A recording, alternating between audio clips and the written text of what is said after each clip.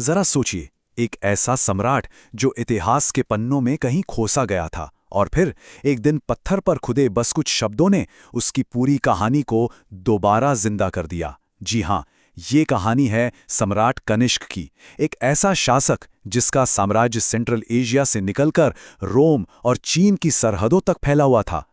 ये शब्द सिर्फ एक राजा की घोषणा नहीं है, नहीं, ये तो एक महाशक्ति के जन्म का ऐलान है। कनिष्क की आवाज में जो आत्मविश्वास है ना, वो दुनिया का नक्शा बदलने की हिम्मत रखता था।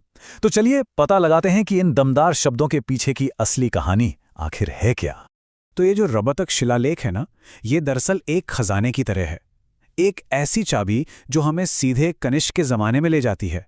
सच कहूं तो अगर ये पत्थर का टुकड़ा नहीं मिलता तो कुषाण साम्राज्य का एक बहुत बड़ा हिस्सा शायद हमेशा के लिए इतिहास के अंधेरे में ही गुम रहता। इसने हमें एक ऐसी दुनिया दिखाई है जिसे हम लगभग भूल ही चुके थे। तो चलिए अब जरा गहराई में उतरते हैं, पत्थर पर उकेरी गई इस शक्तिशाली आवाज की कहानी को समझते हैं। आखिर कौन था ये राजा? कौन था ये जिसने इतने बड़े इलाके पर अपने शासन का दावा किया? बात उस समय की है जब भारत के पुराने जमे जमाए साम्राज्य धीरे धीरे कमजोर पड़ रहे थे। और ठीक उसी वक्त सेंट्रल एशिया के मैदानों से एक नई शक्ति, एक तूफान की तरह उठी।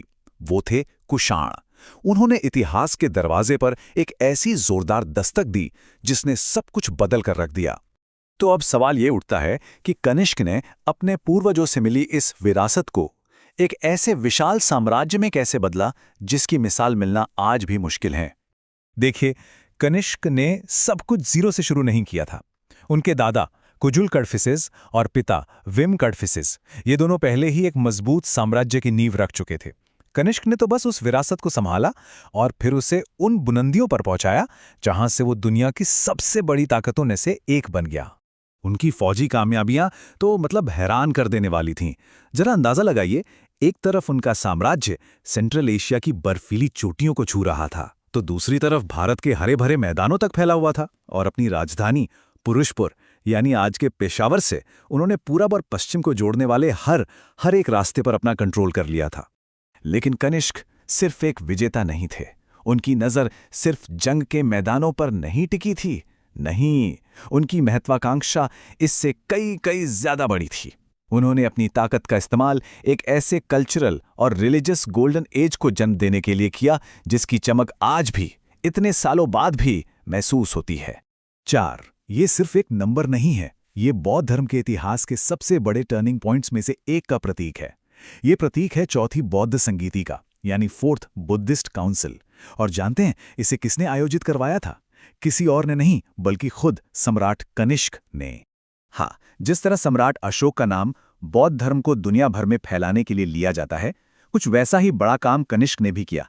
उन्होंने कश्मीर में वसुमित्र और महान दार्शनिक अश्वघोष की देखरेख में वो चौथी बौद्ध संगीति बुलाई।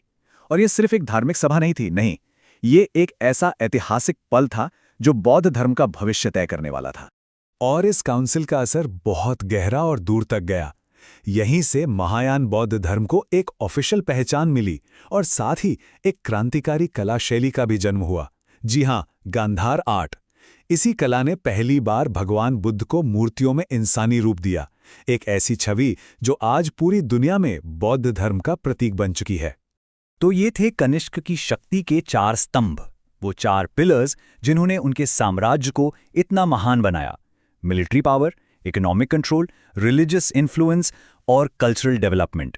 इन चारों को मिलाकर उन्होंने एक ऐसा एम्पायर खड़ा किया जो सिर्फ बड़ा ही नहीं बल्कि बेहद प्रभावशाली और दौलतमंद भी था।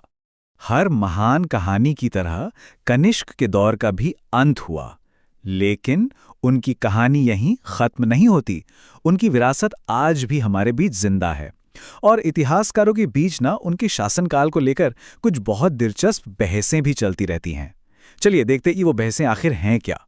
हम ये तो जानते हैं कि उनका शासनकाल लगभग 150 सीई में खत्म हो गया, पर वो गद्दी पर बैठे कब थे?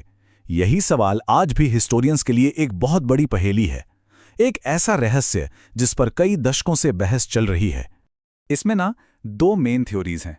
एक पुरानी थ्योरी है जो उनके शासन की शुरुआत 78 सीई से जोड़ती है, जिससे शक संवत भी शुरू हुआ माना जाता है। वहीं रबातक शिलालेख जैसे जो नए सबूत मिले हैं वो 127 सीई की तरफ इशारा करते हैं। और ये बहस हमें ये भी सिखाती है कि कैसे नए सुराग मिलने पर इतिहास की हमारी समझ लगातार बदलती है और बेहतर होती जाती है।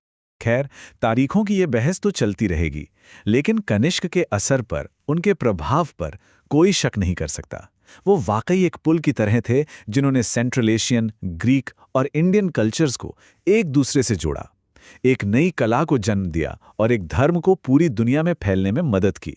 उनकी विरासत आज भी पत्थर की उन मूर्तियों और रेशम के धागों में जिंदा है। तो आखिर में ये सवाल हमें सोचने पर मजबूर करता है कि कनिष्क को किस रूप में याद किया जाना चाहिए? एक महान विजेता जिसने कला और धर्म को पाला पोसा, या एक दूरदर्शी शासक जिसने अपने विजन को हकीकत में बदलने के लिए अपनी सेना का इस्तेमाल किया? शायद सच इन दोनों के बीच में ही कहीं है। और यही बात कनिष्क को इतिहास के सबसे दिलचस्प किरदारों में से एक बना देती है।